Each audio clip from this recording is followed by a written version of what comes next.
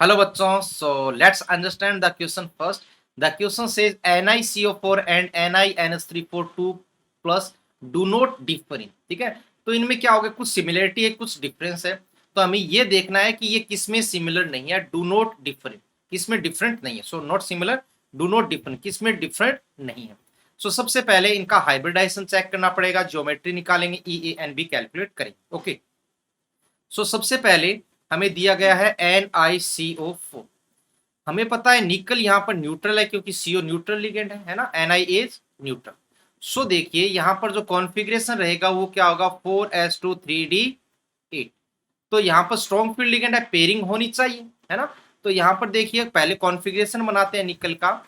This is 1 2 3 4 5 3d8 1 2 3 4 5 6 7 8।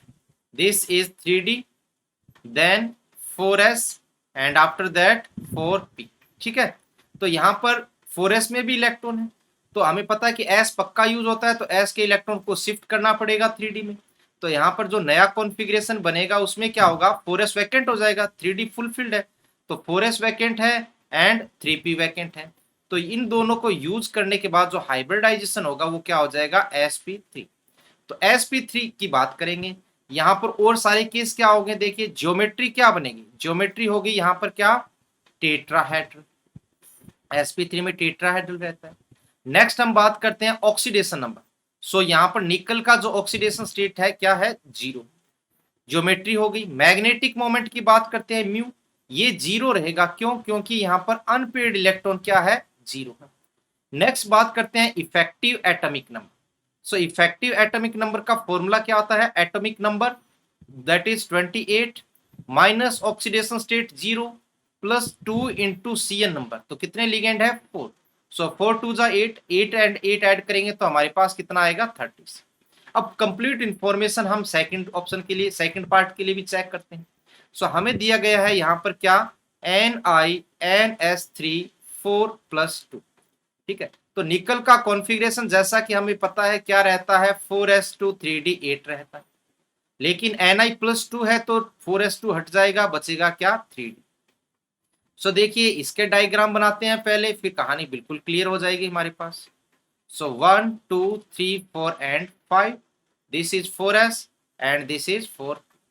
सो इसमें total electrons है 1 2 3 4 5 6 7 8। Okay, this is 3d 4s and 4p। Strong field ligand है, pairing होगी, ये electron PC move करेगा क्योंकि वैकेंसी हमें अवेलेबल करवानी है। So 1 2 3 4 5 orbitals s and p। So यहाँ पर 1 2 3 4 then 5 6 7। So this is 3d 4s and 4। तो हमें पता है कि 4 ऑर्बिटल चाहिए, तो 1d and 2p orbitals use करेंगे, हाइब्रिडाइजेशन dsp।